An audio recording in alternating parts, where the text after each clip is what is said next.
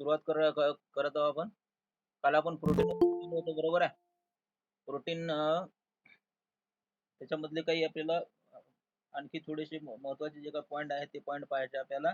Now see, proteins are the polypeptide linear chain of amino acid linked by the peptide bond as shown in figure. पहा इथे लक्षात घ्या. आता इथे आपल्याला प्रोटीनचं जे काही स्ट्रक्चर आहे ते पहिल्यांदा आपण प्रोटीनचं स्ट्रक्चर किंवा जे काही अमिनो ऍसिड हे पॉलीपेप्टाइड चेन जे आहे किंवा पॉलीपेप्टाइड जो आहे हा प्रोटीन पॉलीपेप्टाइड आहे म्हणून इथे आपल्याला हे केलेलं आहे. पहा आता या प्रोटीनलाच आपण पॉलीपेप्टाइड असं म्हणलेलं आहे. Okay, polypeptide chain, polypeptide chain. Okay, आता हे पॉलीपेप्टाइड चेन जे आहे या पॉलीपेप्टाइड चेन मध्ये आपल्याला अमिनो ऍसिड जे आहे हे अमिनो ऍसिड एकमेकात गुंतलेले दिसतात. Amino acids. ओके, म्हणून याला आपण असं म्हणलं होतं की proteins are the polymers of amino acids. Amino ऍसिडचे पॉलिमर म्हणून आपण याला प्रोटीनला हे केलं होतं. तर इथे आपल्याला हे अमिनो ऍसिड एकमेकांसोबत कशा प्रकारे एका विशिष्ट अशा पेप्टाइड बॉन्डनं एकमेकांसोबत कशा प्रकारे गुंतलेले असतात ते पाहूया आपण.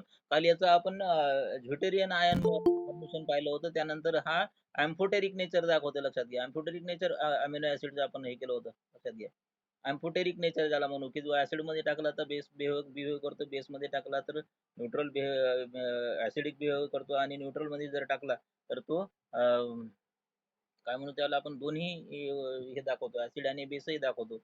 मग त्या याला आपल्याला त्या नेचरला याला अँफोटेरिक नेचर. अमिनो ऍसिड असेच आहे, असे आहेत आपल्या केमिकल मध्ये की ते आपल्याला अँफोटेरिक नेचर दाखवतात. ओके, दोन्ही ऍसिड मध्ये बिहेव करतात, बेस मध्ये बिहेव करतात, आणि न्यूट्रल याच्यामध्ये सुद्धा एक विशिष्ट प्रकारचं बिहेवियर दाखवतात. न्यूट्रल मध्ये जर का टाकलं तर तो आपल्याला दोन आयन जे आहे दोन्ही आयन दाखवतो, पॉझिटिव्ह आणि निगेटिव्ह.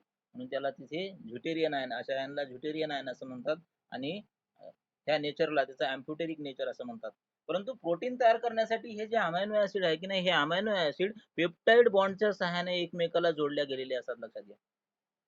आता इथे आपल्याला ते समजून घेणं गरजेचं आहे की हा पेप्टाइड बॉन्ड जो आहे किंवा ही पेप्टाइड चेन जी आहे ही चेन कशा प्रकारे तयार होते. लक्षात घ्या, एनसीआरटीच्या नुसार त्यांनी हे केलेलं आहे. पहा की ही जी पेप्टाइड बॉन्ड आहे हा पेप्टाइड बॉन्ड कशा प्रकारे तयार होतो, आणि अमिनो ऍसिड एकमेकाला लिंक होतात, आणि त्यापासनं प्रोटीन जो आहे हा प्रोटीन मॉलिक्यूल तयार होते, ज्याला आपण मॅक्रो मॉलिक्यूल असं म्हटलं होतं.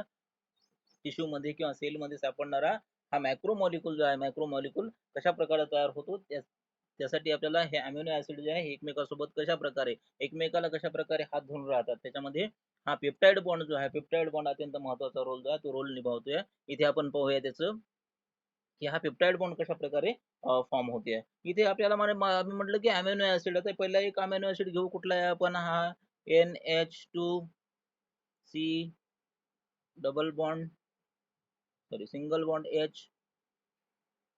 त्यानंतर इकडे एक आपण H घेतला, त्यानंतर इकडे आपण C डबल बॉन्ड O, आणि इथे OH. हा एक अमिनो ऍसिड झाला.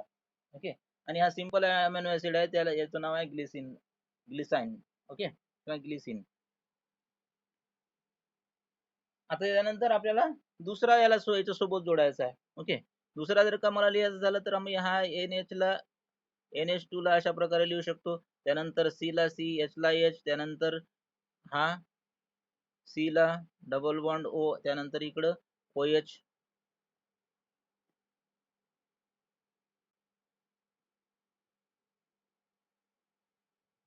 ओके, आता या C ला मी दुसरा कुठलाही हे लावू शकतो, ग्रुप लावू शकतो, कारण हा R ग्रुप होता. हा R ग्रुप H इथं लावला, R च्या जागी मी इथे H लावला, हा ग्लिसिन झाला. दुसरा इथे जर लावला तर मी इथे आपल्याला CH2 आणि COOH. ओके, हा एक अमिनो ऍसिड झाला, त्याला ग्लुटामिक ऍसिड म्हणतात. लक्षात घ्या, हा ग्लुटामिक ऍसिड. ओके, आता इथे आपल्याला हे दोन अमिनो ऍसिड असे प्रोटीन मध्ये असे असंख्य राहतात, 50 राहतील, 100 राहतील, 200 राहतील. ओके, परंतु हे अशाच प्रकारचे पुढे जसे जसे आपण हे करत जाऊ तसं तसं. आता इथे आपल्याला या दोन अमिनो ऍसिडला एकत्र करायचं, म्हणजे याच्यामध्ये पेप्टाइड बॉन्ड जो आहे तो पेप्टाइड बॉन्ड कसा तयार होईल ते लक्षात घ्या. इथे काय होईल की हा जो काही हा याचा OH, हा याचा OH, आणि याचा H हा आता बॉन्ड फॉर्मेशन करायचं म्हणल्यावर लक्षात घ्या कधीही तिथे डिहायड्रेशन होते नाव हिअर डिहायड्रेशन डिहायड्रेशन हा काय होईल हा H2O जो आहे हा H2O निघून जाईल H2 आणि O याच्यातला हा H2O निघून जाईल ओके आणि आता इथे जे दोन याच्यामध्ये बॉन्ड झाला तयार झाला ओके नाव सी आता हा जो बॉन्ड तयार झाला now this bond is called as the peptide bond अशा प्रकारचे आता पुढे दुसरा जो आहे तो दुसराही अमिनो ऍसिड जो आहे तो दुसराही अमिनो ऍसिड याच्यासोबत अटॅच करता येतो आपल्याला पाहायला लक्षात घ्या पुन्हा आणखी दुसरा एक आपण अमिनो ऍसिड घेऊया ज्याला आपण पुन्हा हे H त्यानंतर N हा H NH2C दिसत आहे का इकडे C त्यानंतर हा H त्यानंतर हा COOH त्यानंतर इथे दुसरा एक लावू आपण व्हेरिएबल ग्रुप CH2 त्यानंतर एक अरोमॅटिक घेतलेला आहे आपण इथे OH काय हा झाला टायरोसिन हा टायरोसिन अरोमॅटिक अमिनो ऍसिड आहे टायरोसिन हा अरोमॅटिक अमिनो ऍसिड ओके इथे काय झालं इथे जसा डिहायड्रेशन झालं H2O जो आहे H2 आपल्याला कुठलाही बॉन्ड करायचा तयार करायचा म्हणल्यानंतर आपण काय करतो त्याला जवळपास आपला हे जो आहे H2O जो आहे तो H2O त्यातून काढून घेतो आपण त्याला डिहायड्रेट करतो लक्षात घ्या ओके डिहायड्रेट करून आपण तो हे करतो पुन्हा तसाच इथला जर का H2O जर का आपण बाजूला काढलाय ते डिहायड्रेशन केलं आणि तो जर का बाजूला काढला तर इथे पुन्हा दुसरा एक बॉन्ड तयार होईल दॅट इज इथे बॉन्ड तयार होईल हा बॉन्ड याला आपण पेप्टाइड बॉन्ड असं म्हणूया पेप्टाइड बॉन्ड अशा प्रकारे हे अमिनो ऍसिड जे आहे ह्या 50 100 कितीही इथे आपण फक्त 3 जोडून दाखवले असे कितीही आपल्याला इथे जे आहे हे अमिनो ऍसिड हे एकमेकाला जोडता येतात आणि त्यानंतर त्याला आपल्याला म्हणायचं आहे की त्या पूर्ण जी चेन होणार आहे chain is the polypeptide chain polypeptide peptide chain okay peptide bond आणि पॉलीपेप्टाइड का बरं म्हटलं इथे कारण अशी अशी असंख्य असे हे अमिनो ऍसिड ज्या वेळेला एकमेकांसोबत गुतत जाईल एकमेकांसोबत ज्या वेळेला जोडले जातील त्यावेळेला असंख्य असे पॉलीपेप्टाइड बॉन्ड जे आहे किंवा पेप्टाइड बॉन्ड जे आहे पेप्टाइड बॉन्ड तयार होतील आणि एक विशिष्ट प्रकारची चेन तयार होतील त्याला त्या चेनला म्हणायचं आपल्याला पॉलीपेप्टाइड चेन लक्षात घ्या आता हा जो पेप्टाइड बॉन्ड आहे पेप्टाइड बॉन्ड याच्यामध्ये काय काय येत आहे CO आणि NH या चार याचा मिळून जो आहे हा पेप्टाइड बॉन्ड जो आहे हा पेप्टाइड बॉन्ड इथे तयार होतो लक्षात घ्या अमिनो ऍसिड ज्या वेळेला एकमेकांसोबत गुंततात त्यावेळेला पेप्टाइड बॉन्ड जो आहे तो पेप्टाइड बॉन्ड इथे तयार होतो आपल्या एनसीईआरटीच्या पुस्तकामध्ये फार गिचरमिचर दिलेलं आहे समजायला कुठंच थारा लागत नाही बा हे 1 बाय 1 समजायचं आहे ओके पुढे त्याच्यामध्ये लिंक दिलेली आहे म्हणजे लिंकेज ऑफ डिफरंट पॉलिमर त्याच्यामध्ये मग ग्लायकोसिडिक बॉन्ड सांगितलेला आहे इस्टर बॉन्ड सांगितलेला आहे ते एकत्रच केलं त्यांनी पण इथे आपल्याला प्रायव्हेटली शिकायचं वेगवेगळ्या याच्यात शिकायचं लक्षात घ्या वेगवेगळं शिकायचं हे अमिनो ऍसिड एकमेकांसोबत पॉलीपेप्टाइड बॉन्डच्या सहाय्याने गुंतलेलं जातं आता या लक्षात घ्या पॉलीपेप्टाइड चेन मध्ये आपण अशी किती जर का जोडत गेलो तर एक वेळेला आपल्याला असे येते की इकडे हा NH ग्रुप जो आहे हा NH2 ग्रुप एक सिंगल राहताना दिसतो आणि इकडे आपल्याला COOH ग्रुप मोकळा असलेला दिसतो लक्षात घ्या किती जोडत गेलो आपण असे अमिनो ऍसिड किती जोडत गेलो तरी एका साईडला आपल्याला NH ग्रुप जो आहे तो मोकळा दिसतोय नाव त्या साईडला इथे N टर्मिनल असं म्हणायचं लक्षात घ्या N टर्मिनल त्याला N टर्मिनल म्हणायचं ओके आणि हा जो शेवटचा COH ग्रुप जो आहे हा शेवटचा COH ग्रुप सुद्धा याच्यामध्ये मोकळा राहणार आहे त्या टर्मिनल्सला आपल्याला C टर्मिनल्स असं म्हणायचं लक्षात घ्या C टर्मिनल्स ओके म्हणजे याच्यामध्ये बरेचसे हे प्रश्न बनवू शकतात लक्षात घ्या अमिनो ऍसिड किंवा प्रोटीनच्या याच्यामध्ये की पॉलीपेप्टाइड बॉन्ड मध्ये येणारे कोणकोणते हे आहेत मॉलिक्युल्स आहेत CONH ओके CO आणि NH आहे टायरोसिन आपलं सॉरी N टर्मिनल कोणता असते C टर्मिनल कोणता असते असा कुठलाही प्रश्न जो आहे कुठलाही प्रश्न आपल्याला त्या याच्यामध्ये तो विचारला जाऊ शकतो ओके इथे मी पेप्टाइड बॉन्डच्या सहाय्यानं हे अमिनो ऍसिड जे आहे अमिनो ऍसिड अशी पॉलीपेप्टाइड चेन तयार करतील आणि आपण म्हणलेलं आहे proteins are the polypeptide chain लक्षात आता ही आपल्याला इथे याला याला याला प्रोटीन म्हणता येणार नाही लक्षात घ्या याला आपल्याला प्रोटीन म्हणता येणार नाही. मग आता आपल्याला पुढचा मुद्दा येतो तो म्हणजे आपला प्रोटीनचं स्ट्रक्चर पहा लक्षात घ्या. तर प्रोटीनचं स्ट्रक्चर वरती आपल्याला हे करता येईल. आता ज्या वेळेला पहा इथे याचं ही चेन ज्या वेळेला एकमेकावरती फोल्डेड होईल आता ही जर का चेन अशा प्रकारची असेल तर ही चेन फंक्शनल नसते लक्षात घ्या. आणि त्याला फंक्शनल होण्यासाठी ह्या प्रोटीनला फंक्शनल होण्यासाठी त्याच्यामध्ये विशिष्ट प्रकारची जे काही फोल्डिंग आहे ती फोल्डिंग ऑकर झाली पाहिजे त्यावेळेसच तो प्रोटीन जो आहे तो प्रोटीन फंक्शनल होतो या लक्षात घ्या. तोपर्यंत तो सरळ एक पॉलिपेप्टाइड चेनच असते. परंतु ज्या वेळेला त्याच्यामध्ये एक विशिष्ट प्रकारची फोल्डिंग होईल ओके ती फोल्डिंग झाल्यानंतर मग मात्र तो फंक्शनल होतो. मग आपल्या शरीरामध्ये विशिष्ट प्रकारचे फंक्शन जे आहे ते फंक्शन या प्रोटीन मार्फत केले जाते. Protein may be enzyme, protein may be hormones, protein may be transporter, protein may be antibodies, हे अशा प्रकारे विविध प्रकारचे तो काम जे आहे तो काम करतोय. परंतु तो अशा लिनियरली म्हणजे एका चेन मध्ये असेल त्यावेळेला करणार नाही. त्याच्यामध्ये एक विशिष्ट प्रकारचा आपल्याला मॉडिफिकेशन जे आहे हे मॉडिफिकेशन घडून येते त्या चेन मध्ये. मग त्याला आम्ही प्रोटीन जे आहे ते प्रोटीन म्हणूया. पण आता या प्रोटीनचं स्ट्रक्चर आपल्याला जसं की फिजिक्स केमिस्ट्री म्हणजे जसं एका विशिष्ट मॉलिक्युलचं स्ट्रक्चर तुम्ही सांगता किंवा सी इकडे जोडला एन तिकडे जोडला इकडे एच जोडला मग त्याचं स्ट्रक्चर झालं. परंतु बायोलॉजिकल मध्ये आपल्याला थोडंसं याचं जे स्ट्रक्चर आहे ते थोडंसं वेगळं इथं हे केलेलं आहे. पहा हे प्रोटीन आपल्याला 4 स्ट्रक्चर मध्ये पाहायला मिळते लक्षात घ्या. प्रोटीन जे आहे प्रोटीनचे आपल्याला 4 स्ट्रक्चर पाहायला मिळतात. ज्या वेळेला ते सुरुवातीला तयार झाला that is we can see the primary structure. आता या प्रायमरी स्ट्रक्चर मध्ये काय असते the linear sequence of amino acid. हे एक अमिनो ऍसिड, हा दुसरा अमिनो ऍसिड, हा तिसरा अमिनो ऍसिड, चौथा अमिनो ऍसिड, पाचवा, असे हजारे असू शकतात. ओके जे 20 लक्षात घ्या आपल्या शरीरामध्ये जे 20 कॉमन अमिनो ऍसिड्स आहेत त्याची कुठेही अल्टरनेशन होईल कधी काळी तो काय असेल याच्यामध्ये पहा. प्रायमरी स्ट्रक्चर मध्ये काय होते की linear sequence of amino acid. याच्यामधलं आपल्याला ही लिनियरली सिक्वेन्स आणि याच्यामध्ये काय आहे हे एकमेकासोबत पेप्टाइड बॉन्डच्या सहाय्याने जोडलेले असतील. ओके त्याला आपण प्रायमरी स्ट्रक्चर म्हणूया. म्हणजे ही ते वरी जे आपण स्ट्रक्चर काढलं हे त्या काय त्याचं म्हणूया प्रोटीनचं प्रायमरी स्ट्रक्चर पॉलीपेप्टाइड. ठीक आहे ना ते प्रायमरी स्ट्रक्चर. प्रायमरी स्ट्रक्चर मध्ये आपल्याला एक फायदा असा होतो की कोणत्या नंबरचा अमिनो ऍसिड आहे तो आपल्याला सहज ओळखता येतो. हा ग्लिसिन आहे का, हा ग्लुटामिक ऍसिड आहे का, हा टायरोसिन आहे का, हा लुसिन आहे का, हा ल्युसिन आहे का, हे आपल्याला याच्यामध्ये सहजरित्या ओळखता येते. म्हणजे जिथे याच्यामध्ये काय होणार आहे linear sequence of amino acids. Amino acid linearly sequentially ते अरेंज असतात त्याला आपल्याला म्हणायचं आहे primary structure. But this primary structure हे जे प्रायमरी स्ट्रक्चर आहे this primary structure are non functional. लक्षात घ्या प्रोटीन तयार होण्याची प्रक्रिया जी आहे प्रक्रिया सेल मध्ये चालू राहते. लक्षात घ्या एक एक एक एक प्रोटीन अमिनो ऍसिड त्याला जोडल्या जातो या रायबोझोमच्या सहाय्याने एक एक अमिनो ऍसिड त्याला जोडल्या जातो. त्यावेळेला त्याला त्याला बनायचं आपल्याला linear sequence amino acids, linear sequence of amino acid.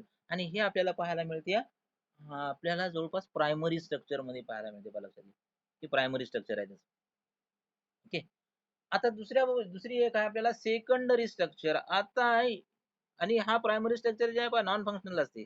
आता सेकंडरी स्ट्रक्चर मध्ये काय होईल पहा सेकंडरी स्ट्रक्चर या प्रोटीनचं जर का सेकंडरी स्ट्रक्चर पाहिलं आणि याला वेगवेगळे फंक्शन करायचे आहेत. पण लक्षात येते तो टेबल नंतर मी तुम्हाला समजावून सांगेल पुस्तकातला.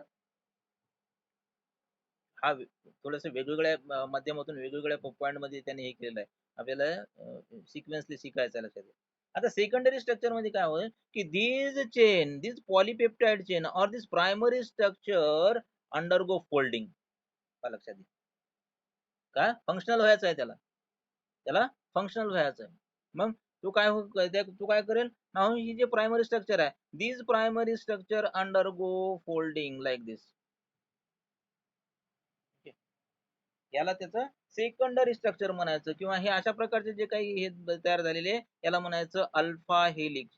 अल्फा हेलिक्स ओके हे अल्फा हेलिक्स मध्ये आपल्याला पाहायला मिळते. ओके आणि पर्टिक्युलरली सेकंडरी स्ट्रक्चर मध्ये जे काही फोल्डिंग झालेली असते ती फोल्डिंग जवळपास राईट हँडेड हेलिक्स मध्ये असते. अल्फा हेलिक्स आणि बीटा हेलिक्स असं दोन्ही असते. लक्षात घ्या दोन हेलिसेस असतात एक आता हे आणि हे हेलिसेस दोन प्रकारचे राईट हँडेड. ओके, हे particularly right handed helix.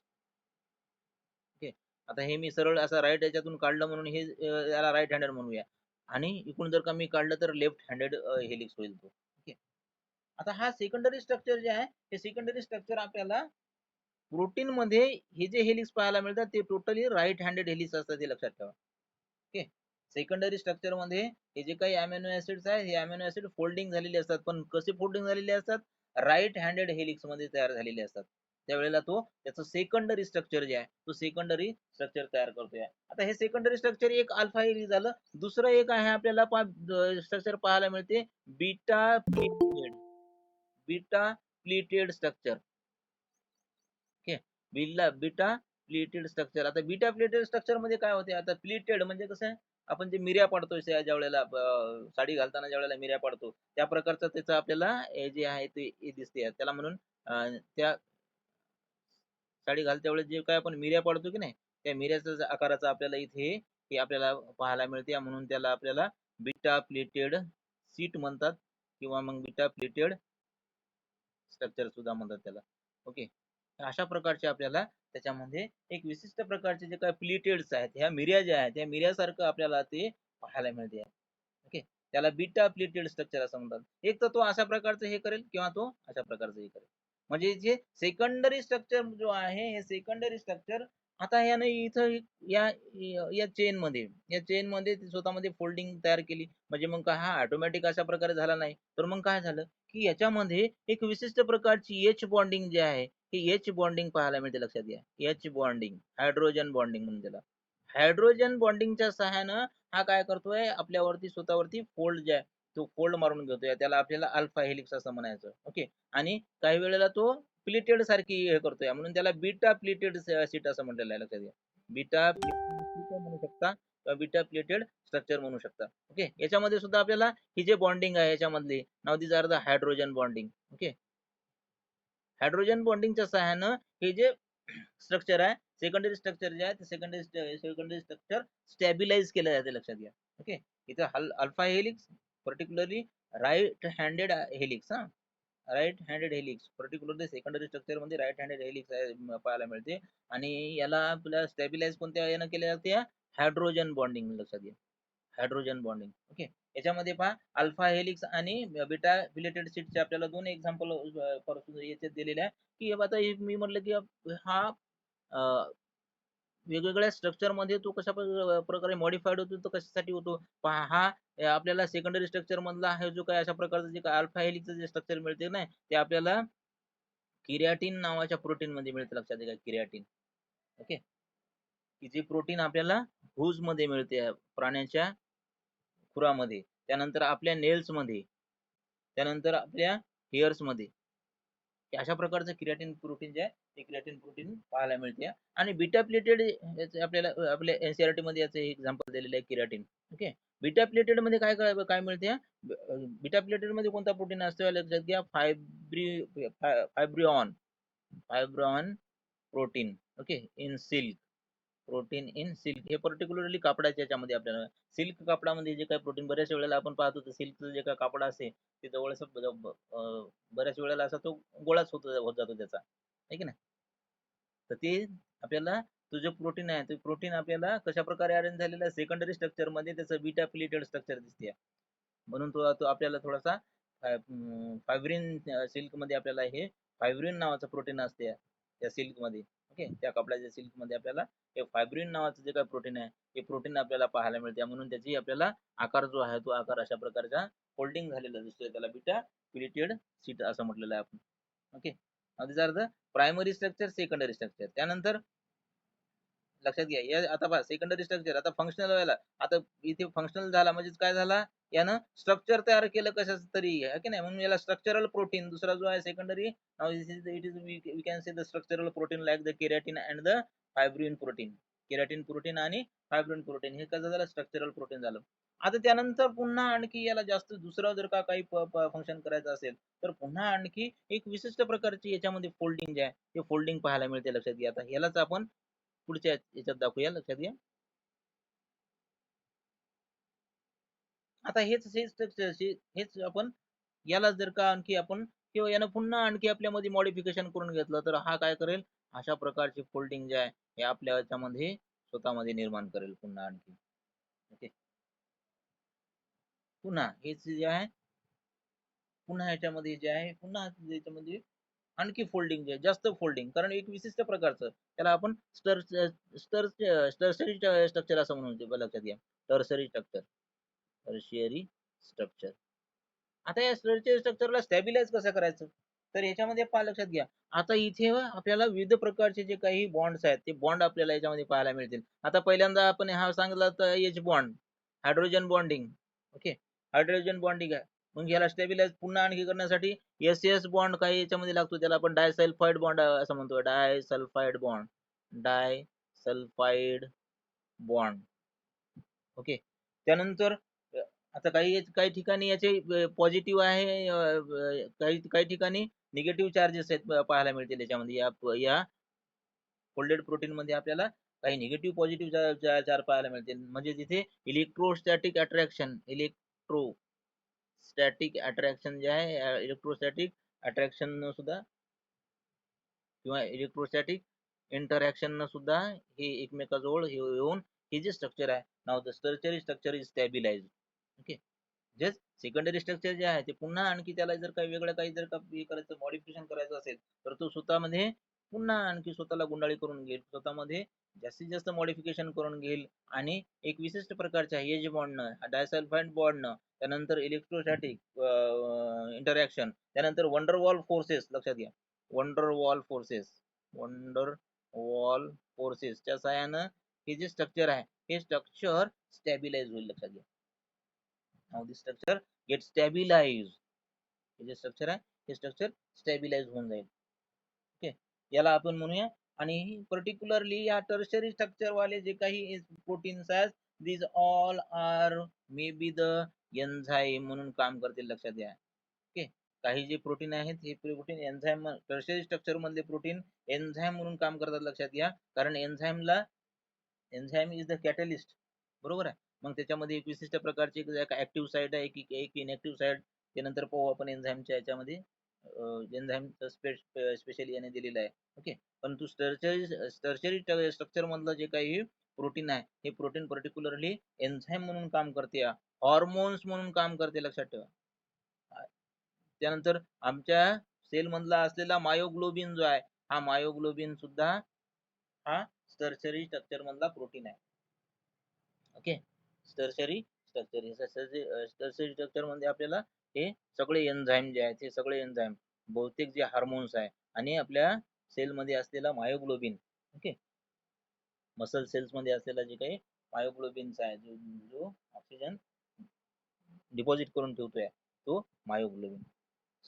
Tertiary structure. Okay, आता या टर्शरी स्ट्रक्चर मध्ये आपल्याला सगळ्या प्रकारचे, याला स्टेबिलाइज करण्यासाठी हे सगळ्या प्रकारचे जे काही बॉन्ड्स आहेत हे बॉन्ड्स याच्यामध्ये आपल्याला पाहायला मिळतात. आणि म्हणून ही जी काही ही जी चेन आहे ही चेन एकमेकावरती अशी फोल्ड होऊन जाते. लक्षात घ्या, अशी फोल्ड होऊन जाते आणि नंतर आपल्याला असं टर्शरी स्ट्रक्चर जे आहे ते टर्शरी स्ट्रक्चर आपल्याला प्रोटीनचं मिळते. ओके, त्यानंतर येते आपल्याला पुढचं चौथ्या नंबरचं, that is you can say quaternary structure. आता या क्वार्टरनरी स्ट्रक्चर मध्ये काय होईल पहा. लक्षात घ्या की आता हे जे आहेत, लक्षात घ्या, हे टर्शरी स्ट्रक्चरचे जे काय आहे हे पुन्हा आपल्याला एकत्र आणायचे आणि एकमेकाला जोडायचे. लक्षात घ्या,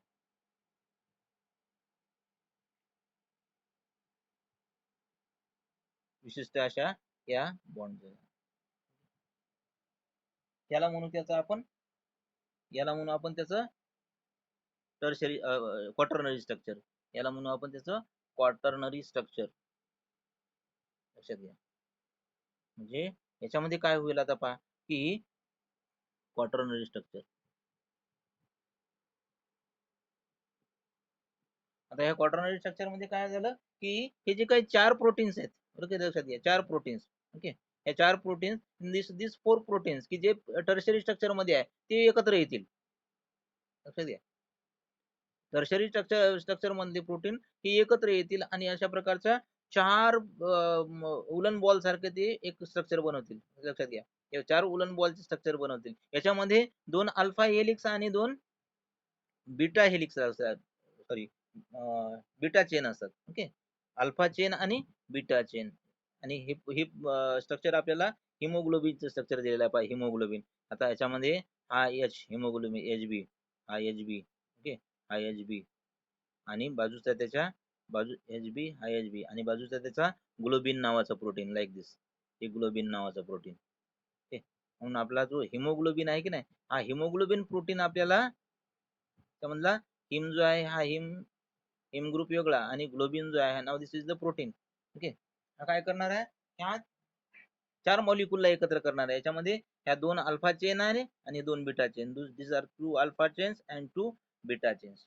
ओके, अल्फा आणि बीटा चेन आपल्याला हिमोग्लोबिनचं स्ट्रक्चर जे आहे, हे हिमोग्लोबिनचं स्ट्रक्चर याच्यामध्ये आपल्याला पाहायला मिळते क्वाटर्नरी स्ट्रक्चर मध्ये. क्वाटर्नरी स्ट्रक्चर मध्ये काय होईल की टर्शरी टर्शरी स्ट्रक्चर मध्ये असलेले प्रोटीन ज्या वेळेला हे एकत्र येतील, ओके, 4 एकत्र येतील त्यावेळेला ते क्वाटर्नरी स्ट्रक्चर. आणि हे पर्टिक्युलरली आता याने काय केलं, हा हिमोग्लोबिन जो आहे, हिमोग्लोबिन काय करतोय आपल्याला, आपल्या शरीरामध्ये हिमोग्लोबिन काय करतो, it carries the oxygen. Okay, oxygen as well as the CO2, can say the respiratory pigment carry करण्याचं काम जे आहे हा हिमोग्लोबिन करतोय. ओके, आणि हा हिमोग्लोबिन आपल्याला दुसरा तिसरा काही नसून एक प्रोटीन आहे की जो प्रोटीन आपल्याला क्वाटर्नरी स्ट्रक्चर मध्ये मिळते. ओके, त्याच्यामध्ये तुम्हाला विविध प्रकारचे एक प्रश्न याच्यावर तयार होऊ शकतात, लक्षात घ्या. Okay, which of the following is the quaternary structure of the protein. Okay, secondary structure मधलं कोणतं असेल, टर्शरी स्ट्रक्चर मधले कोणकोणते असतील ते तुम्हाला त्याचं एक्झाम्पल द्या. ते एक्झाम्पल तुम्हाला परीक्षेमध्ये विचारलं जाऊ शकतं. ओके, क्वाटर्नरी स्ट्रक्चर मध्ये लक्षात घ्या की 4 मॉलिक्यूल जे आहे, चार जे आहे, 4 टर्शरी स्ट्रक्चर एकत्र येतील आणि तयार करतील. आणि त्याच्यामध्ये नो डाऊट की जशा प्रकारचे एच बॉन्ड आहे, डायसल्फाइड बॉन्ड आहे, इलेक्ट्रोस्टॅटिक इंटरॅक्शन आहे, हे सगळे इंटरॅक्शन इथं याच्यामध्ये होईल आणि तो एक हिमोग्लोबिनचा मॉलिक्यूल जो आहे तो एक हिमोग्लोबिनचा मॉलिक्यूल तयार करेल. म्हणजे स्ट्रक्चर जे फाउंड होईल त्या स्ट्रक्चरला आपल्याला quaternary structure of the protein असं म्हणायचं आहे. ओके, लक्षात घ्या. आता इथे आपण हे पाहिलं की आपल्याला प्रायमरी स्ट्रक्चर मध्ये हे प्रोटीन मिळालं, क्वाटर्नरी स्ट्रक्चर मध्ये प्रोटीन मिळालं, त्यानंतर आपल्याला टर्शरी स्ट्रक्चर मध्ये मिळालं. हे कशासाठी झालं असेल पहा, इथे आपल्याला एक त्याचं फंक्शन वाईज त्याचं आपल्याला इथे याने हे दिलेलं आहे की आता आपल्या शरीरामध्ये जे काही कोलॅजन्स आहे प्रोटीन आणि त्याचे जे काही फंक्शन्स आहे, एक चार्ट तुम्हाला मी दाखवतो या. पहा, याच्यामध्ये आपल्याला प्रोटीन आणि त्याचं फंक्शन जे आहे ते म्हणजे हे प्रोटीन आपल्या शरीरामध्ये वेगवेगळ्या प्रकारचं जे काही हे आहे फंक्शन आहे तो फंक्शन करतोय. आपल्या लक्षात घ्या, इथे दिलेलं आहे. आता कोलॅजन प्रोटीन आपण पाहिलं होतं. Okay, now it is the intercellular ground substances, collagen, की जे एकमेकाला सेल जे आहे ते एकमेकाला जोडण्याचं काम करते, टिश्यू जे आहे ते टिश्यू जोडण्याचं काम करते. कोलॅजन काय आहे, प्रोटीन आहे. त्यानंतर दुसरा एक आपल्याला enzyme, trypsin enzyme, digestive enzyme आपण पाहिला होता, हे सुद्धा एक प्रोटीन आहे. पहा किती वेगवेगळं हे करतोय. ट्रिप्सिन झालं. त्यानंतर आता इथेच आपल्याला इन्सुलिन काय आपल्या शरीरामध्ये हार्मोन म्हणून काम करतोय, की जो पॅनक्रियाच्या बीटा सेल मार्फत जो सिक्रेट केला जातोय, that is we can say the insulin. तो हार्मोन म्हणून काम करतोय. इन्सुलिन हे प्रोटीनच आहे. त्यानंतर अँटीबॉडीज आमच्या शरीरामध्ये बरेचसे काही अँटीबॉडीज आतापर्यंत आपण म्हणालो की बाबा हो अँटीबॉडीज तयार झाले ते शरीरामध्ये, त्याला कोरोना होत नाही. ओके, ह्या अँटीबॉडीज काय, फाईट इन्फेक्शन एजंट. ओके, हे इन्फेक्शियस एजंटला भोवती म्हणजे त्याच्यासोबत फाईट करण्याचं काम जे आहे ते फाईट करण्याचं काम हा अँटीबॉडीज आपल्या शरीरामध्ये करतात. आता बऱ्याचशा वेळेला आपण रिसेप्टर असं हे केलेलं आहे. Receptor, sensory receptor, smell, taste, त्यानंतर हार्मोन्स, एक्सेट्रा. स्मेल आहे, टेस्ट आहे. ओके, याचे जे काही रिसेप्टर आहे, आपल्या रिसेप्टर आपल्या जिबेवरती राहतात. आपण सांगलो होतो तुम्हाला टेस्ट साठी आपल्या जिबेवरती जस्ट एक पॅपिली आहे, पॅपिलीच्या खाली रिसेप्टरच आहेत. Now this receptor is nothing but the proteins. Okay, सेलच्या अवतीभोवती असणार एक विशिष्ट प्रकारचं कव्हरिंग, त्याला आम्ही सेन्सरी रिसेप्टर असं म्हणतोय. आणि ती सेन्स देण्याचं काम जे आहे, जसं की स्मेल आहे, टेस्ट आहे. ठीक आहे, आपल्या नॉस्ट्रिल मध्ये आपल्याला सेन्सरी इपिथेलियम पाहायला मिळतात. नाव दिस एपिथेलियम च्या भोवती एक प्रोटीनचं विशिष्ट प्रकारचं कव्हरिंग असेल, तो रिसेप्टर म्हणून काम करतोय. ओके. त्यानंतर चौथा आहे त्याला GLUT4. नाव this is enable the glucose transport into the cell. पहा लक्षात घ्या, हा GLUT4 जो आहे लक्षात घ्या, ग्लूट फोर म्हणजे दुसरं तिसरं काहीच नाही. इथे पहा GLUT4चं एक्झाम्पल याने काय, GLUT4 हा सुद्धा एक प्रोटीन आहे की जो प्रोटीन आपल्याला हा सेल मध्ये ग्लुकोज ट्रान्सपोर्ट करते. GLUT4 दुसरं काहीच नाही. पहा हा GLUT4 जो आहे, हा GLUT4 काय, glucose transport. Okay, glucose transporter म्हणू आपण त्याला, ग्लुकोज ट्रान्सपोर्टर. हे जे काही इन्सुलिन इकून तयार झालं, ब्लड मध्ये, ब्लड वेसल मध्ये गेलं, त्यानंतर सेल मध्ये आपल्याला टाकायचं हे जास्त झालेलं याच्यातलं ग्लुकोज. मग कारण इन्सुलिन काय करणार आहे, ब्लड लेवल ग्लुकोजची लेवल कमी करणार आहे, ग्लुकोज आहे. ओके, हे ग्लुकोज मग टाकायचं तर आपल्याला कुठं टाकायचं, सेल मध्ये टाकायचं. मग त्याला काय काय काय करायला लागेल, हे ग्लुकोज जे आहे, ग्लुकोज सेल मध्ये टाकण्यासाठी एक विशिष्ट प्रकारचा रस्ता इथे तयार करावा लागेल. हा रस्ता तयार करण्याचं काम जो आहे हा GLUT4 करतो. लक्षात घ्या, GLUT4 म्हणजे ग्लुकोज ट्रान्सपोर्टर म्हणून त्याला. मग हे ग्लुकोज जे आहे आपल्या ब्लड मधलं ग्लुकोज जे आहे, त्या ग्लुकोज आपल्या ह्या सेल मध्ये स्टोअर होऊन जाईल in the form of glycogen. ती प्रोसेस वेगळी आहे.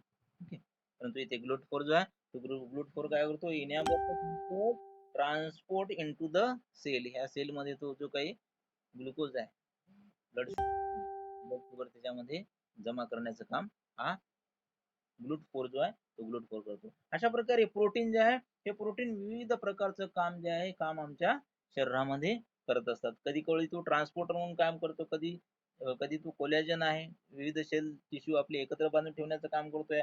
काही जे एन्झाईम्स आहेत, ओके, ट्रिप्सिन आहे, कायमोट्रिप्सिन आहे, दिस आर द प्रोटीन.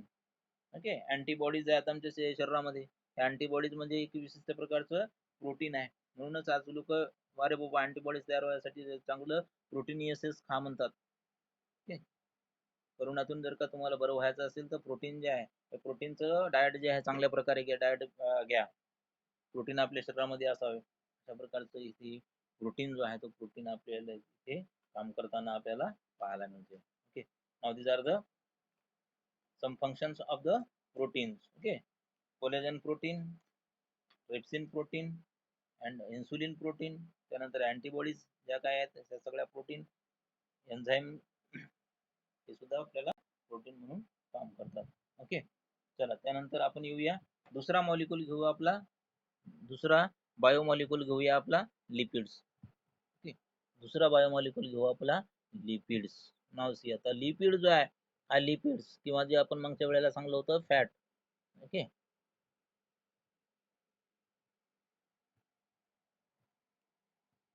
लक्षात घ्या.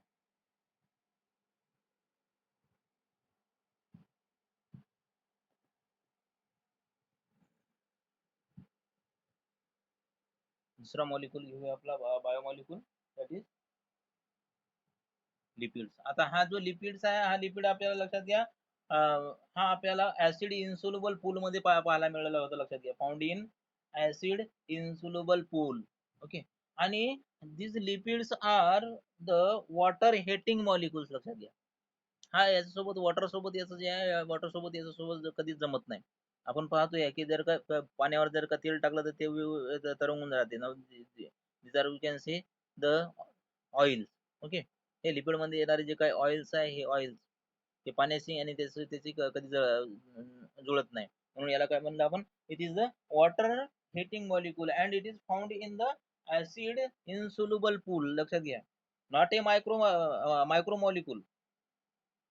It is not micromolecule but it is found in the acid insoluble food insoluble pool. आपण काय केलं होतं मागच्या वेळेला, जो काय टिश्यू आहे तो टिश्यूला आपण ग्राइंड केलं होतं, स्लरी केली, स्लरी करून आपण त्याला त्याचे फिल्ट्रेशन केलं. फिल्ट्रेशन केल्यानंतर आपल्याला एक रिटेंटेड भेटलं आणि एक फिल्ट्रेट भेटलं.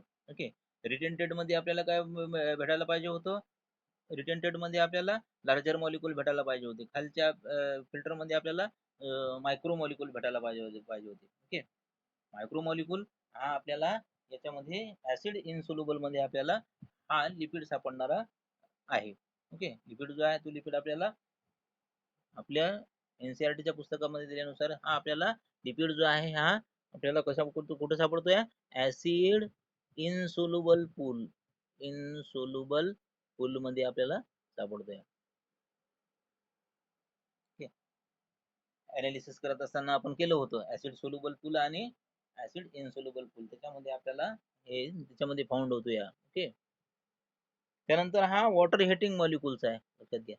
वॉटर हीट करतोय लिपिड जो आहे हा वॉटर हीट करणारा मॉलिक्युल्स आहे. ओके. चला याच्यामध्ये आपण लिपिड जे आहे ते आता याचे आपण लिपिड कोणकोणत्या प्रकारचे लिपिड कुठल्या कुठल्या प्रकारचे आहेत, त्याचे प्रकार किती आहेत, त्याची कॅटेगरीज काय, याच्याबद्दल आपण आज आपण माहिती पाहूया आपल्या एनसीईआरटीच्या पुस्तकानुसार. ओके.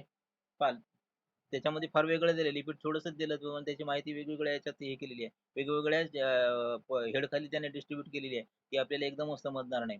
इथे आपण सिक्वेन्सली शिकवत आहोत, बरोबर. लिपिडच्या नंतर बाबा त्याची कॅटेगरी. ओके. चला, now this lipid can be classified into 3 different types. हे पण लक्षात घ्या. Simple lipid. ओके. दुसरा प्रकार आहे याचा कॉन्जुगेटेड लिपिड. Conjugated lipid. आणि तिसरा प्रकार आहे याचा डिराइव्ड लिपिड्स. Derived lipids. 3 प्रकारचे लिपिड आपल्याला पाहायला मिळतील. Lipid can be classified into the simple lipid, conjugated lipids and the derived lipid. Simple lipid मध्ये साधी सिंपल लिपिड असतील, कॉन्जुगेटेड मध्ये दोन कुठला तरी एखादा प्रोस्थेटिक ग्रुप जो आहे तो ग्रुप असेल, आणि डिराइव्ड प्रोटीन जे आहे ते डिराइव्ड प्रोटीन कशाच्या सहाय्याने तरी तो तयार झालेला असेल. वन बाय वन आपण त्याला पाहूया. इथे आज आपण इथे सिंपल लिपिडच्या बाबतीमध्ये आज इथे पाहूया simple lipids. Now this simple lipids again classified into 3 types. Now see simple lipid मध्ये पुन्हा आपल्याला 3 प्रकारचे लिपिड पाहायला मिळतात. Number first that is you can say, पहिला जो आहे फॅटी ऍसिड.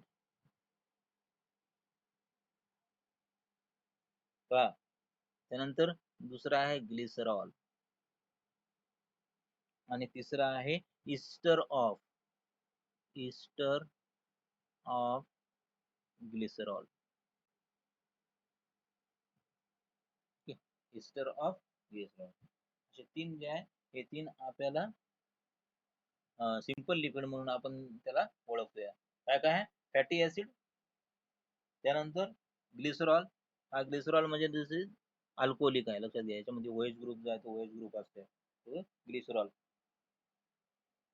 त्यानंतर तिसरा आहे esters of glycerol. Ester of glycerol म्हणजे काय, की या दोन्हीच्या कॉम्बिनेशन जे तयार होणारा जे आहे that is we can say, त्याला म्हणू आपण ester of glycerol. Okay. Fatty acid आणि ग्लिसरॉल हे ज्या वेळेला एकत्र मिळतील, याचं कॉम्बिनेशन होईल, त्यावेळेला आपल्याला इस्टर्स ऑफ ग्लिसरॉल जे आहे इस्टर्स ऑफ ग्लिसरॉल पाहायला मिळतील. याच्यापैकी पहिल्यांदा पाहू आपण फॅटी ऍसिड. आता fatty acid is nothing but the carboxylic acid म्हणू आपण त्याला, लक्षात घ्या. फॅटी ऍसिड एक लिपिड आहे, परंतु या लिपिड मध्ये काय आहे, carboxylic acid. This fatty acid is nothing but the carboxylic acid. Carboxylic, लक्षात घ्या. Carboxylic acid. याच्यामध्ये काय असते, याचा जर का फॉर्म्युला पाहिला तर याच्यामध्ये अशा अनेक प्रकारचे सी असतात, आणि शेवटचा जो आहे तो COOH बॉन्ड पाहायला मिळतो आपल्याला. सी याच्यामध्ये किती असतील? ओके. सी कार्बन ॲटम जे आहे हे कार्बन ॲटम याच्यामध्ये असंख्य असू शकतात फॅटी ऍसिड मध्ये. ओके. आणि शेवटी जो आहे तो शेवटी COOH ग्रुप त्याला अटॅच होतोय, म्हणून याला आपण याला कार्बोक्सिलिक ऍसिड सुद्धा म्हणतोय, लक्षात घ्या. Fatty acid is nothing but the carboxylic acid. Carbon atom याच्यामध्ये असंख्य नंबरचे असू शकतात. Many numbers of carbon atoms are there in the fatty acid. Okay. याच्यामध्ये 2 एक्झाम्पल आपल्याला एनसीईआरटी मध्ये दिलेले आहे. एक आहे पाल्मिटिक ऍसिड, लक्षात घ्या. Palmitic acids, palmitic acids. आणि दुसरा आहे आपल्याला आर्किडोनिक ऍसिड. Arachidonic acid. असे 2 ऍसिड आपल्याला इथे दिलेले आहेत. फॅटी ऍसिड पहा, फॅटी ऍसिड म्हणून इथे 2 एक्झाम्पल दिलेले आहे. पाल्मिटिक ऍसिड, त्या पाल्मिटिक ऍसिड मध्ये काय असतं लक्षात घ्या, 16 कार्बन असतात. अशी 15 कार्बनची चेन, आणि त्यानंतर 16वा कार्बन या COOH चा. ओके. हा इथे आपल्याला 16 कार्बनची जे काही चेन आहे ती त्या कार्बनची चेन आपल्याला पाल्मिटिक ऍसिड मध्ये पाहायला मिळते. फाईल आर्किडोनिक याच्यामध्ये 20 कार्बन, लक्षात घ्या, 20 कार्बन जे आहे हे 20 कार्बन या आपल्याला आर्किडोनिक ऍसिड मध्ये पाहायला मिळतात. Okay, 20 carbon atom. ओके, म्हणजे 19 कार्बन ॲटमची चेन आणि 20वा हा COOH चा COOH मधला हा C, COOH मधला किंवा कार्बोक्सिलिक ग्रुप मधला तो एक C.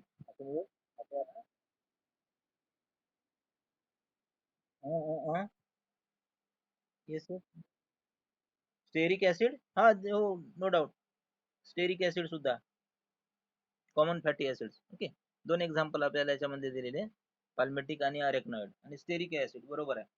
ओके, जर असतो तर फॅटी ऍसिड. त्यानंतर पहा, fatty acid can be classified into two types. दोन याच्यामध्ये याचे सुद्धा आपल्याला क्लासिफिकेशन करता येते. नंबर 1, सॅच्युरेटेड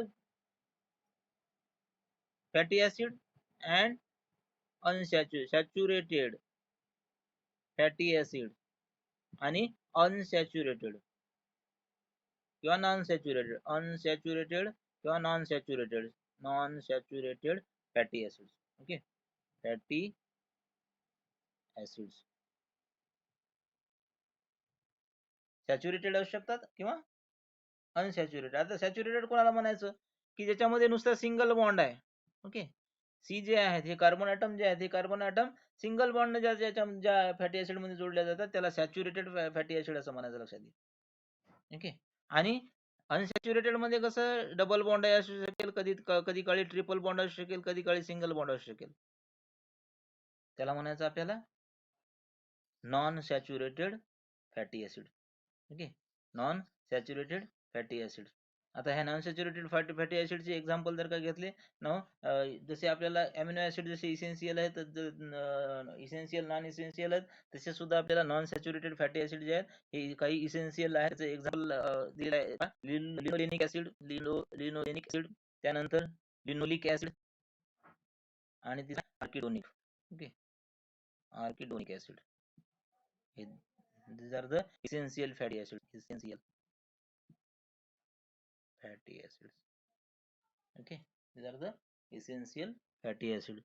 सॅच्युरेटेड आणि अनसॅच्युरेटेड. सॅच्युरेटेड कोणाला म्हणायचं ज्याच्यामध्ये only single bond is found, त्याला आपल्याला सॅच्युरेटेड फॅटी ऍसिड असं म्हणायचं. ज्याच्यामध्ये सिंगल बॉन्ड, डबल बॉन्ड किंवा ट्रिपल बॉन्ड फाउंड होतो त्याला आपल्याला अनसॅच्युरेटेड फॅटी ऍसिड असं म्हणायचं आहे. ओके, त्यानंतर दुसरा याच्यातला हे आहे फॅटी ऍसिड, त्यानंतर दुसरा आपला ग्लिसरॉल. आता हा ग्लिसरॉल म्हणजे नेमका काय लक्षात घ्या. हा ग्लिसरॉल म्हणजे नेमका काय, त्याचं जर का केमिकल स्ट्रक्चर आपण जर का पाहिलं, ग्लिसरॉल लक्षात घ्या. दुसरा पाहूया आपण, दुसरा फॅटी, सिंपल फॅटी ऍसिड, दुसरा ग्लिसरॉल. आज आपला सिंपलच होईल बहुतेक. ओके, दुसरा घेऊया आपला जे simple lipid glycerol. Glycerol. Okay, आता ह्या ग्लिसरॉलचं जर का केमिकल स्ट्रक्चर पाहिजे नाव, इट इज अल्कोहोल, लक्षात घ्या, अल्कोहोल. याचं जर का केमिकल स्ट्रक्चर जर का पाहिला आपण तर असे आपल्याला अशा याच्यामध्ये 3C त्याच्यासोबत OH. ओके, याचे H पूर्ण करा इकडले.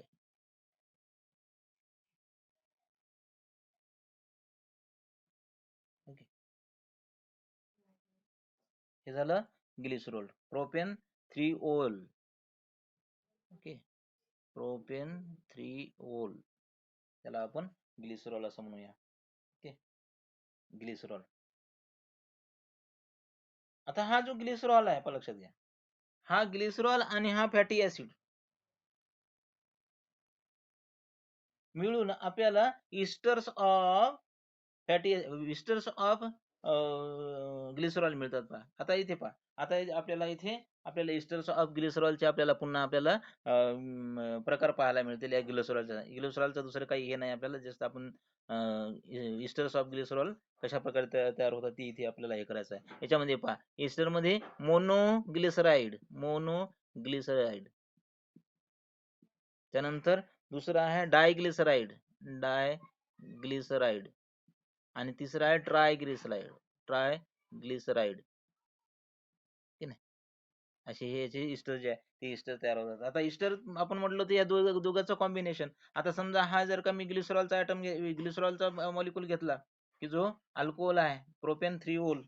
ओके, प्रोपेन 3 ओल दिसेल तुम्हाला. ओके, आता याच्यासोबत मला जर का कंबाईन करायचं आहे एखादा फॅटी ऍसिड याच्यासोबत, जर का आता मी याच्यासोबत एका सोबत जर का हा फॅटी ऍसिड इथं जर का जोडला गेला समजा, लक्षात घ्या आता इथे आपण इस्टर तयार करू पहा कसा.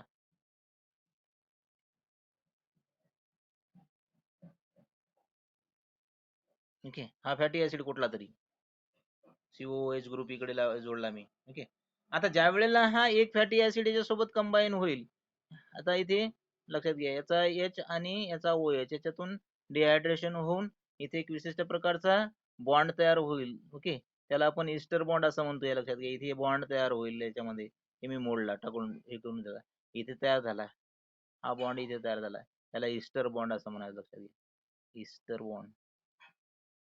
ओके, इस्टर बॉन्ड मध्ये काय येणार आहे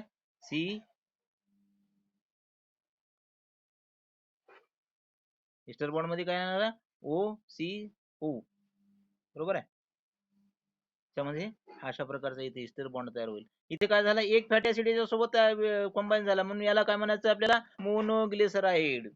ओके, तर मोनोग्लिसराइड एकच फॅटी ऍसिड सोबत कंबाईन झाला, ग्लिसरॉल सोबत एक फॅटी ऍसिड कंबाईन केला तर तो झाला आपल्याला मोनोग्लिसराइड. आता इथे मी जर का 2 करतो म्हटलं, लक्षात घ्या आता दुसराही इथे आपण कुठलाही हे लावू शकतो आपण, ठीक आहे ना, याला इथे R नाव देऊ. मग 2 जर ज्या वेळेला इथे ते फॅटी ऍसिड सोबत कंबाईन होते असेल ग्लिसरॉल सोबत, त्याला आपल्याला डायग्लिसराइड असं म्हणायचं. ट्रायग्लिसराइड मध्ये काय होईल की हा पुन्हा आपल्याला 3 जे फॅटी ऍसिड आहे, 3 वेगवेगळ्या प्रकारचे फॅटी ऍसिड या ग्लिसरॉल सोबत ज्या वेळेला कंबाईन होईल त्याला आपल्याला म्हणायचं आहे ट्रायग्लिसराइड. ट्रायग्लिसराइड लक्षात घ्या. म्हणजे हा ग्लिसरॉल काय, ग्लिसरॉल इथे आपल्याला लक्षात घ्या triglyceride. Now this triglycerides are the commonly fat and oils.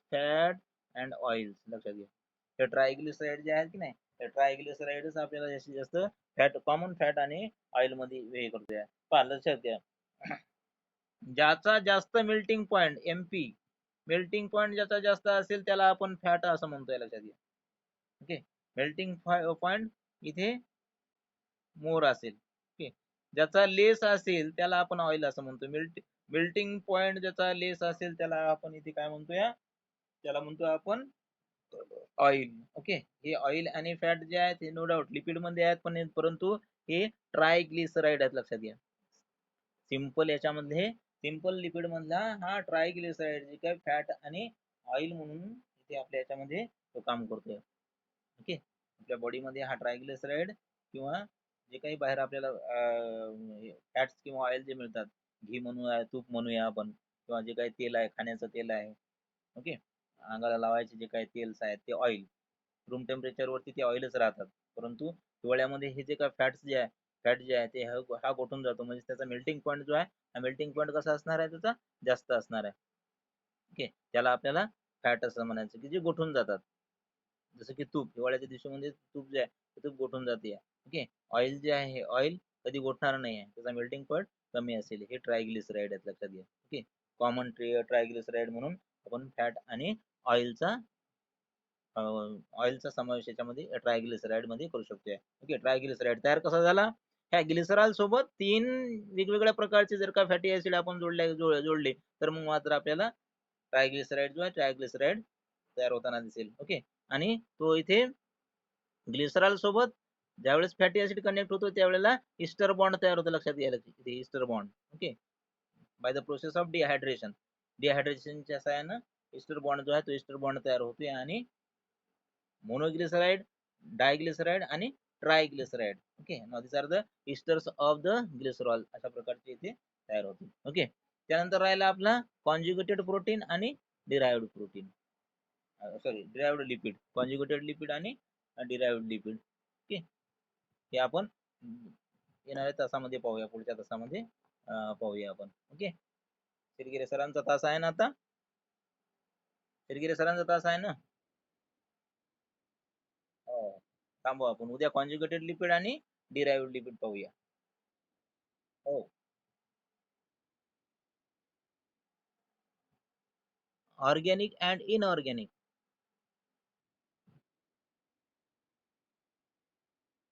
हा हा हा. जसं की ते मी तुला म्हटलं की मिनरल्स आपल्याला कसे आहे, ते ऍश एलिमेंट म्हणून ऍश एलिमेंट का बरं म्हणायचं त्याच्यामध्ये, कारण आपण त्याची ऍश करणार होतो, बरोबर आहे. आपण त्याची काय केली, ऍश केली. आपण जो ऑर्गन घेतला त्याला जाळला, है की नाही, ड्राय केला. त्याच्यातला ड्राय केल्यानंतर काय झालं, H2O निघून गेला, पाणी निघलं. हा, त्यानंतर कार्बन हायड्रोजन एकत्र आले, मिळाले, सॉरी, कार्बन ऑक्सिजन एकत्र आले, ते धुळ्याच्या रूपामध्ये उडून गेले. मग काय राहिलं त्याच्यात, इनऑर्गॅनिक एलिमेंट. हा, ते जाळलं ना त्याला आपण. त्याला जाळलं ना, टिश्यू घेतला होता ना. हा, टिश्यू घेतला होता ना. मग कुठलाही टिश्यू घ्या. जर का आपल्याला झाडाचं हे करायचं असेल तर पान घ्या, फुल घ्या, खोड घ्या, त्याला जाळा, त्याच्यातून राख येईल, त्याच्यामध्ये आपल्याला मिनरल जे आहे ते मिनरलची स्टडी करता येईल. क्लिअर? ओके. कोणतं?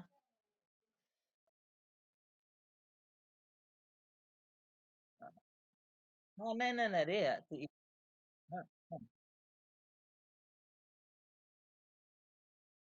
हा, हा, हे आता हे लक्षात घ्या. आता राहिले काय, हे सगळे ऑर्गॅनिक जे आहे ते ऑर्गॅनिक उडून गेले. ऑक्सिजन गेला, एच गेला, हायड्रोजन गेला, ते त्यानंतर याचं कॉम्बिनेशन झालं, CO2 वरून तो हे गेला. आता उरलं काय त्याच्यामध्ये, मग असल मॅग्नेशियम. मॅग्नेशियम दिसेल आपल्याला त्या ऍश मध्ये, त्या राखेमध्ये. हा, कॅल्शियम असेल. इनऑर्गॅनिक एलिमेंट जेवढे जे असतील, असं आपल्याला म्हणता येणार नाही ना. जो ऑर्गन आपण जाळत आहोत समजा आणि त्याची राख करत आहोत, ती राख त्यानंतर आपल्याला टेस्ट करायची, बरोबर आहे. त्याच्यामध्ये मग काही भेटेल आपल्याला, फॉस्फरस भेटेल, कॅल्शियम भेटेल, मॅग्नेशियम भेटेल. Inorganic, this are the inorganic element, की नाही. आणि हे मिनरल्स, त्याला आपण मिनरल्स असं म्हणूया किंवा इनऑर्गॅनिक एलिमेंट्स म्हणूया. आणि हे फार ट्रेस अमाऊंट मध्ये असतात, पण लक्षात घ्या, खूप कमी प्रमाणामध्ये. काही याच्यात तर सापडतील, काही याच्यात सापडणार नाहीत. ओके. परंतु आपण हे सामान्य कसं घेतलं, की बायोमॉलिक्यूल म्हणजे किंवा जे लिव्हिंग मॉलिक्युल्स आहे, लिव्हिंग सिस्टीम मध्ये जे काही मॉलिक्यूल आपल्याला पाहायला मिळतात किंवा जे काही केमिकल्स पाहायला मिळतात, ते मेनली जे आहेत ते आपण इथे स्टडीला घेतले. ओके. क्लिअर? बोल बोल. हम्म, हम्म. हो.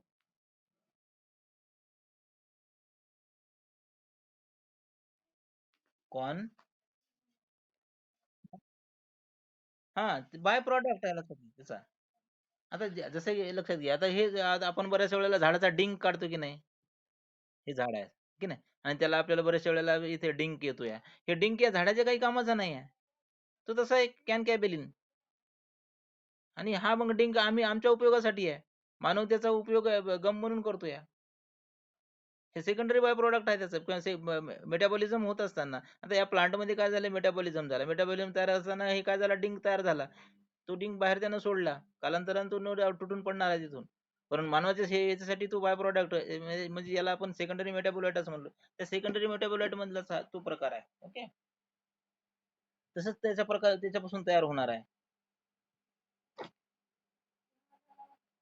पण लक्षात घ्या, आता हा येथे हे सांगितलं पाहिजे, लेक्टिन्स. ओके. कॅनकॅ नॅव्हॅलिन्स, बरोबर आहे. कॅनकॅ नॅव्हॅलिन पहा हे, कॅनफॅलिन हे फार याचं फार महत्व आहे. पहा याच्यामध्ये हे ब्लड कॅन्सर वरती काम करतो, लक्षात घे. हे जे प्रॉडक्ट आहे या झाडापासून, आता बरेचसे जे काही वनस्पती आहे, हे मेडिसिनल वनस्पती आहे, आपण म्हणतो मेडिसिनल आहे. हे जे काही कॅनकॅन व्हॅलिन जे आहे, हे जे आहे हा ब्लड कॅन्सर वरती याचा उपयोग करतात, लक्षात घ्या. है की नाही. हा कसा, असा जसं जसं हे डिंक तयार झाला, आपल्याला डिंक माहित आहे की नाही, हा सेकंडरी मेटाबोलाइट. हा, हा डिंक जो आहे काय झाला, सेकंडरी मेटाबोलाइट झाला.